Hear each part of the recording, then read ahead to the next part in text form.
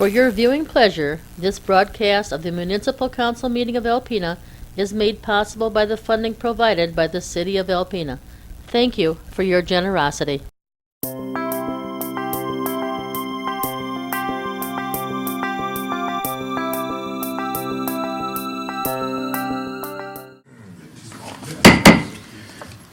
the real one. Good evening. Welcome to the Alpena City Council meeting of December 2nd, 2019. Call the roll, please. Hess. Here. Johnson. Here. Nielsen. Here. Nowak. Here. Kamalgora. Here. Please rise for the pledge. I pledge allegiance. Pledge allegiance to the flag of the United States of America and to the republic for which it stands, one nation, under God, indivisible, with liberty and justice for all. Any modifications to the agenda this evening? Approval of the minutes for regular and special sessions of November 18, 2019. Any issues? Citizens appearing before council on agenda and non-agenda items are allowed 5 minutes each to address your concerns. This is the only time during tonight's meeting you're allowed to address council, with the possible exception of we'll wait on anybody on medical marijuana facilities because that'll be run more like a workshop. So anything outside of that, please come to the podium and state your name and address for our records, please. On the consent agenda is A, bills to be allowed in the amount of $1,266,543.61. B is a mayoral reappointments of Dennis Schultz and AlDean Moe to the Compensation Commission for a 5-year term expiring on 12/1/2024. C is the 2020 council meeting schedule, and D is the approval of the Memorial Day, 4th of July, and Christmas parades held within the city limits in 2020. And E is the annual agreement with Alpena Public Schools regarding the school liaison officer. I move we approve the consent agenda as presented. Second. Hess. Yes. Johnson. Yes. Nielsen. Yes. Nowak. Yes. Kamalgora. Aye. Motion carried. Thank you. We have nothing down to report of officers. We have the DPW Construction Fund internal loans. Anna?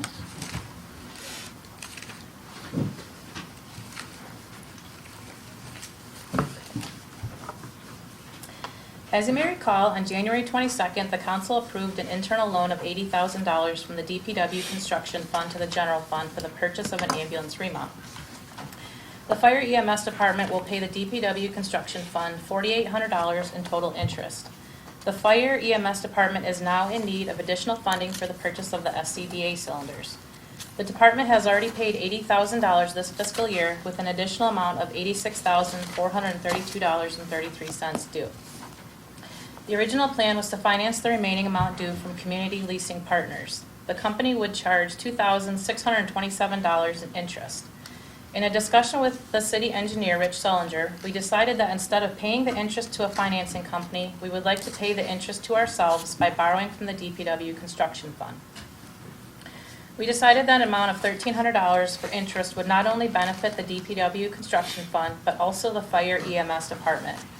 We also discussed that we would like to ask for council's permission to borrow internally from the DPW Construction Fund in the future for short-term loans as determined by department heads and myself to be physically feasible without the need for council approval. So the $80,000 that was loaned out, they've actually already paid back $40,000, and then the other $40,000 will be next fiscal year. Okay. So we would just turn around and loan that right back to them. So we figured instead of paying the interest to another company, why not just pay it to ourselves? And like Rich was saying, if we get anything, we're benefiting from it, and we can also cut our costs a little bit. It's not the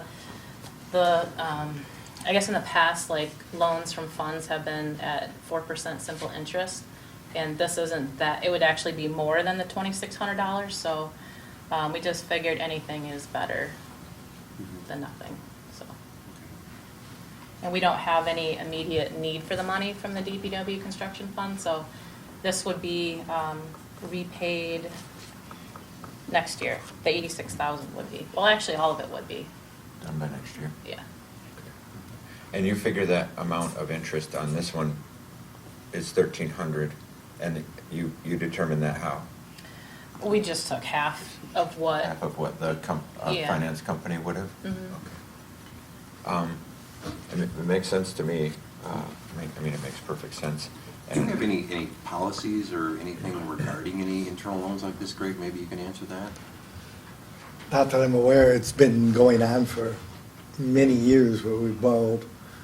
For myself, the equipment fund for a long time was the loan department, internal loan department. But that actually did start getting quite low and with an annual need, where we're always spending money from it. We decided, because of the limited funding, that we weren't gonna do it out of the equipment fund, at least not for the foreseeable future. That's when the idea came up of using the DPW construction fund, because we had no projects, immediate in the next year or two. And therefore, taking the money out, replacing it quickly within a year or two, and getting some interest we saw as advantageous. And I agree with that as well. The only things that I have a couple of questions is, if we don't have a policy, should we have a policy on loaning money to ourselves of some kind, so there's some kind of a guideline, like ordinances or policies, but, like guidelines sometimes when we do that. And the other is a question for Bill. Is there any concerns with, since we are the approvers of the budget, when things get moved within the budget and they don't come back to council, would that be of any concern? Yeah, I wouldn't have a concern with necessarily doing what's suggested. I think, though, council should be informed rather than simply doing it between Anna and department heads. I really think that should come back to you.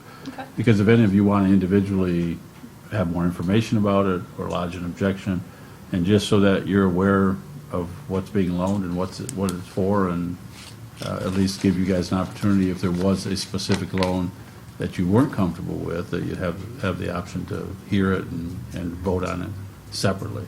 So that'd be my concern about simply giving permission to do it whenever department heads thinks it's appropriate. I'm a little uncomfortable with that. Yeah, that makes sense. Yeah.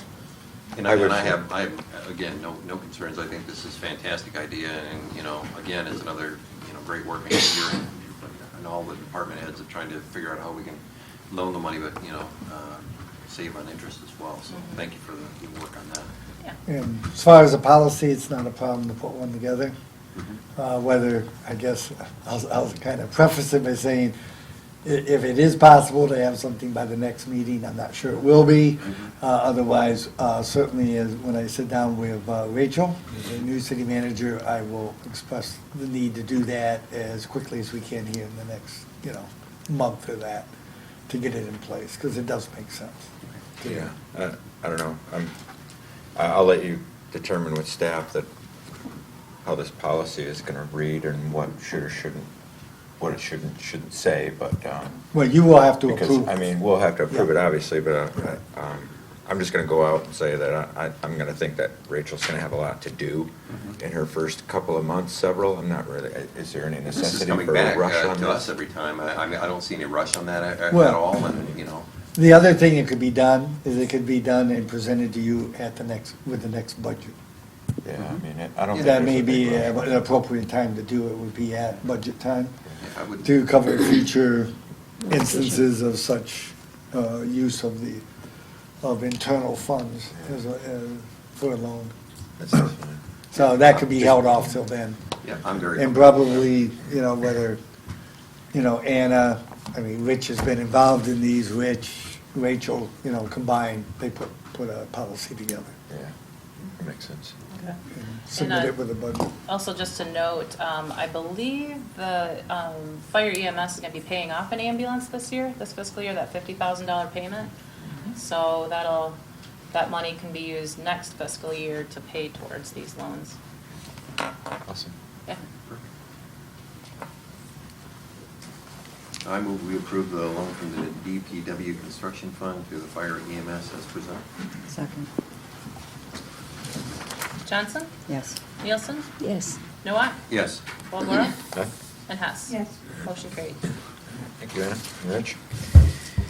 And Greg? Next up is unfinished business, the SUEZ contract operations contract extension. I guess there's two parts. I know there were some questions for Bill, and I don't know if you want to answer those first, or... Last time we were here, there was a question about whether we had to bid this out.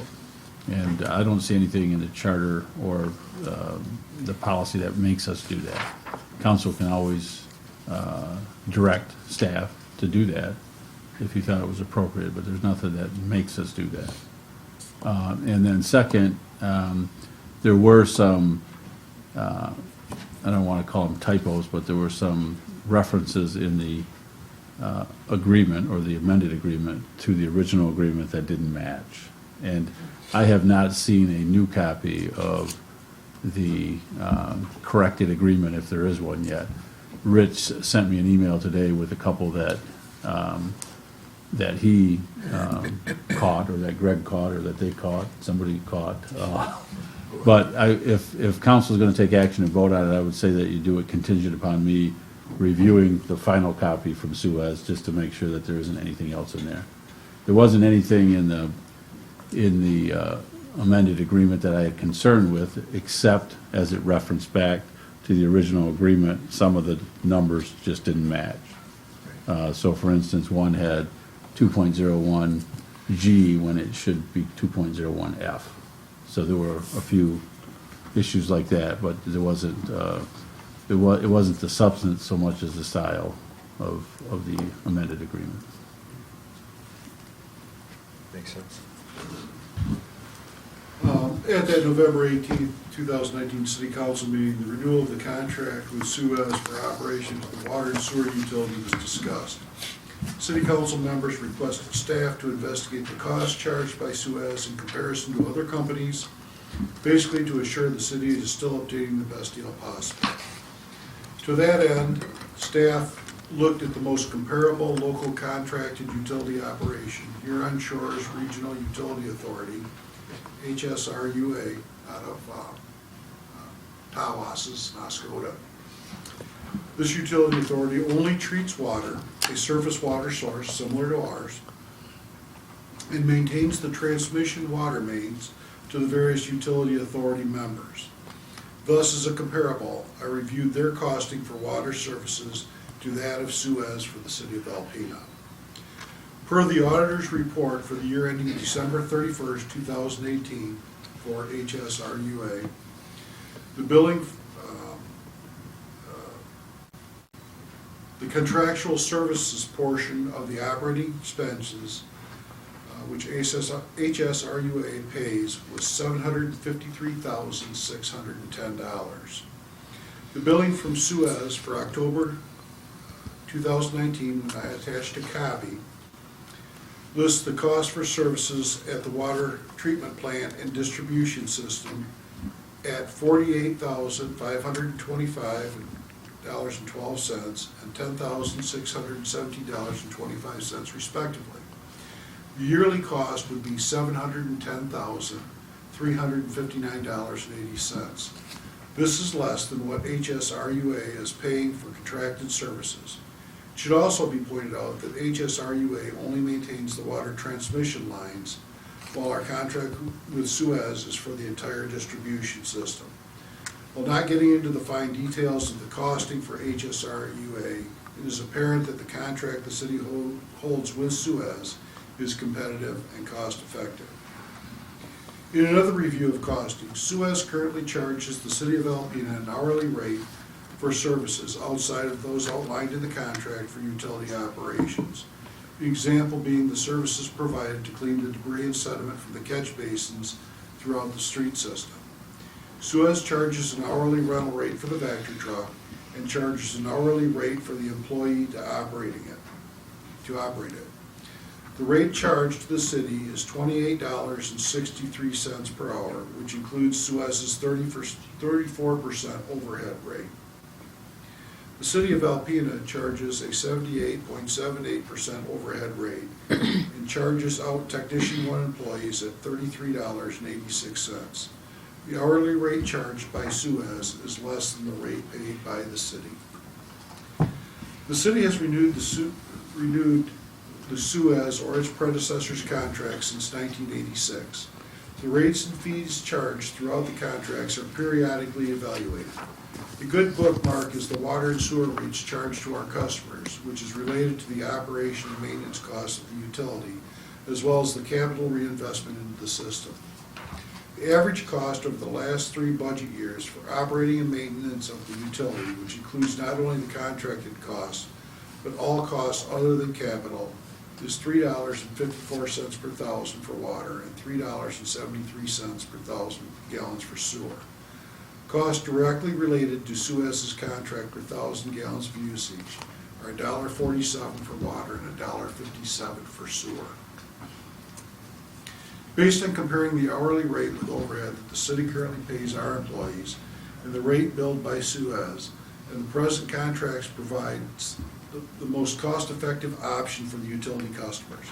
Comparing fees charged by SUEZ for water as compared to the contracted services identified in the HSRUA audit, the present SUEZ contract is lower than the contract reference.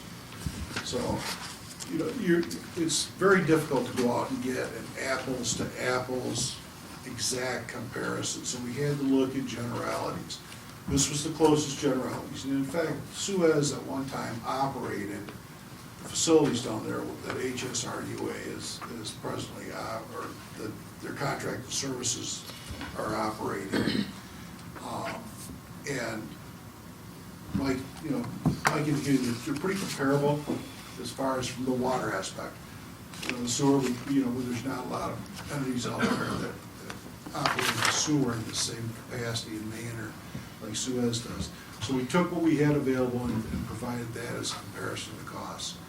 I think it's cost effective, and in looking at what others are being charged, contracted services, we're a little bit less and definitely in the ballpark. Good. Thank you, Rich. Appreciate that. Can I Appreciate all the make information. 2 other comments? Okay. One is, I think council should also take into account that the technical expertise that Mike and his staff have with our system. So if you did decide to bid it out, you're not going to get that replacement of the 30 years or so of experience that they already have.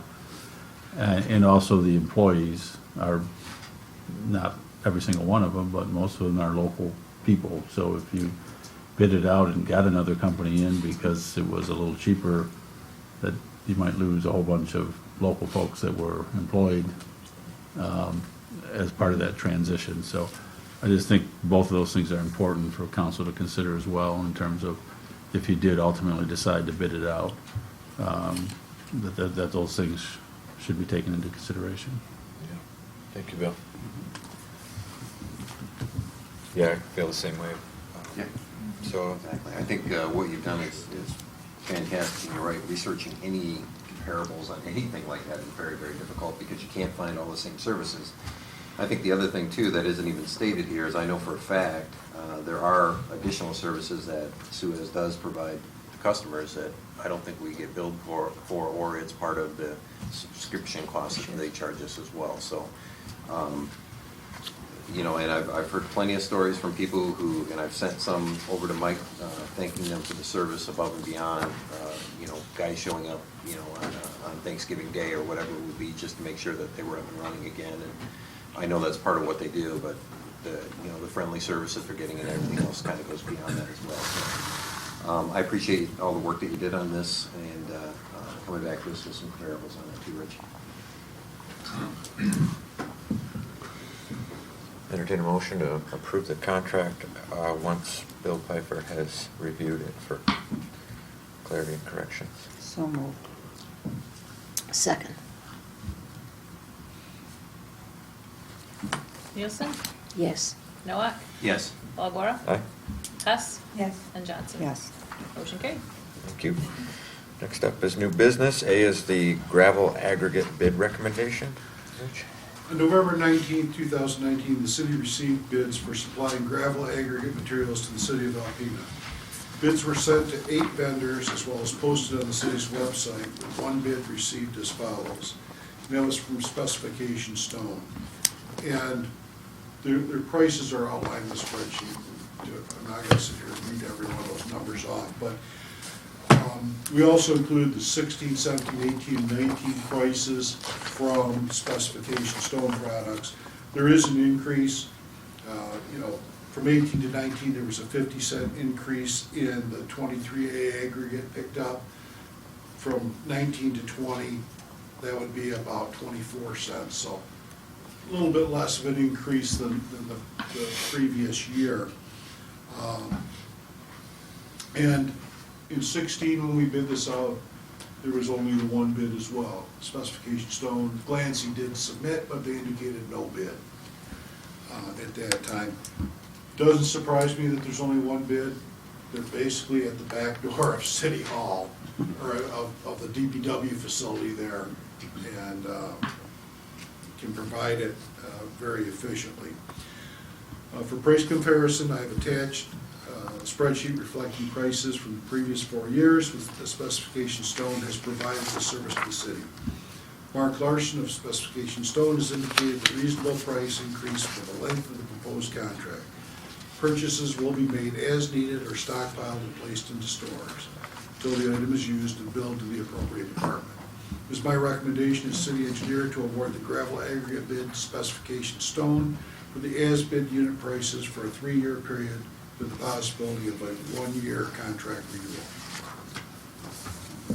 Did this come in a little bit less costly than you thought it would, Rich? Because I thought the indicators were that they were, this particular aggregate as a whole for construction has really gone up over the last couple of years. It has, but like I said, they're basically at our back door, so they can provide it pretty efficiently. Mm-hmm. And we very seldom use the delivered price from them as far as out in the field. We just have it delivered right to our facility.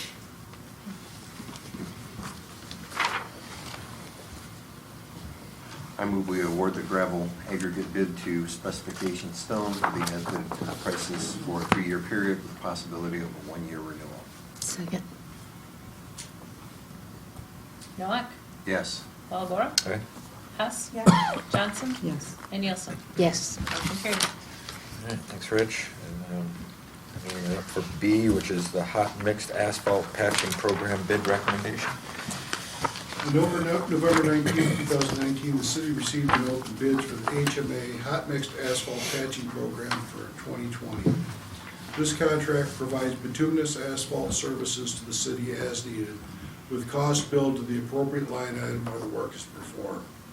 Bid documents were sent to 5 vendors as well as posted on the city's website, with 2 bids received as follows. I don't know if I'd really call them 2 bids, but Goodrich Trucking, $85,485, and Gibraltar Construction out of Trenton, Michigan, $390,450. Goodrich Trucking is currently the 2019 HMA patching contractor for the city of Alpena. The proposed prices that Bruce Goodrich is requesting for contract year 2020 is only increasing by approximately $3,300 or 4% overall. These are based on the average quantities that we put into the bid, so we've got something as comparable. The attached bid tab outlines the unit price per item as well as the engineer's estimate. Engineer's estimate.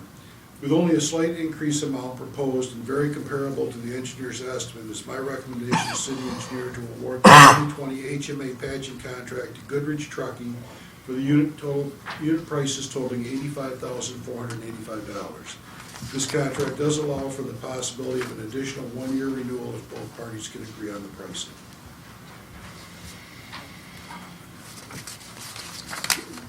This For 2 gives you bids. 2 bids. I got for 2 bids.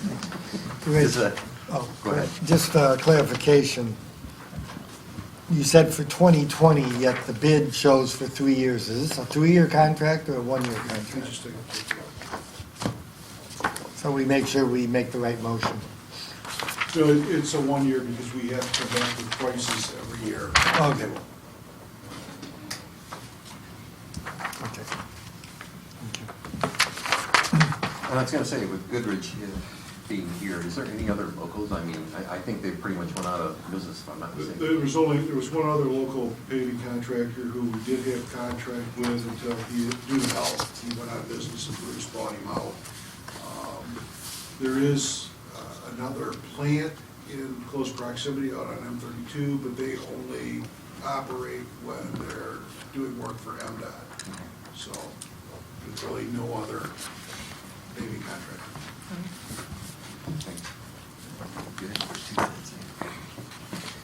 I move we award the 2020 HMA patching contract to Goodrich Trucking at unit prices totaling $85,485. Second. Walagora? Aye. Hess? Yes. Johnson? Yes. Nielsen? Yes. And Noah? Yes. Motion carried. All right, thank you. Next up is C, rugs for city facilities bid recommendation. And I'd like to preface this with the statement that we did have an anomaly, for lack of a better term, with this. There were actually 2 bids received. The memo said there was only 1 bid received. We only opened 1 bid at the time of the bid opening. There was actually a second bid that was received in time for a legitimate bid. But it slid down in the bin where we place all the bids, and it was not noticed. So we called the company to ask them why they didn't bid, because they had held the contract for the last few years. And they said, well, we did bid, didn't you get it? No, so then we went down and found it in there. So we're making amends to the way we do things so that this will not happen again. We're getting clear bins. Yeah, so it can't hide in there. But on November 19th, the city received an open bids for the rugs from the city facilities, for a weekly supply and delivery of rugs for public safety, public works, service center, and city hall. Bid documents were sent to 3 vendors as well as posted on the city's website with 2 bids received as follows, and I'll read the other one. Council has a copy of the revised bid tab that Anna wrote that in on today and delivered to you. Thompson's Linen Service, bid price is $67 per week for supplying those rugs, and it's not Aero Uniform, I'm drawing a blank. UniFirst. UniFirst was Aero Uniform. The price they provided in their bid was $78.30, so they were not the low bid anyway. After reviewing the proposed prices and referencing the price the city had previously paid for the former 3-year contract amount, $67.50, so we're actually gonna get them for 50 cents a week cheaper. It is my recommendation to city engineer to award the rugs for city facilities contract to Thompson Linen Service for weekly service to public safety, public works, service center, and city hall. The proposed unit prices totaling $67 per week, $3,484 per year for the 3-year period, with the possibility of a 3-year contract renewal.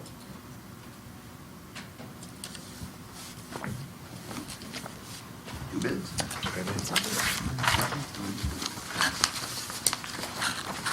So I move we award the bid to Thompson Linen Service for public safety, public works, service center, and city hall at the proposed unit prices of $67 a week, for a 3-year period with the possibility of a 3-year contract renewal. Second. Hess? Yes. Johnson? Yes. Nielsen? Yes. Noah? Yes. And Walagora? Aye. Motion carried. Thank you. Next up, upfitting of police vehicle bid recommendation. Chief is on his way. Good evening.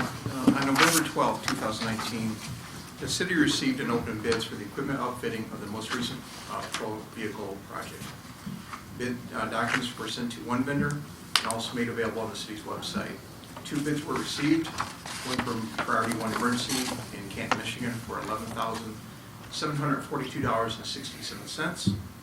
And the second one was Arrowhead Upfitters of Lapeer for $10,748.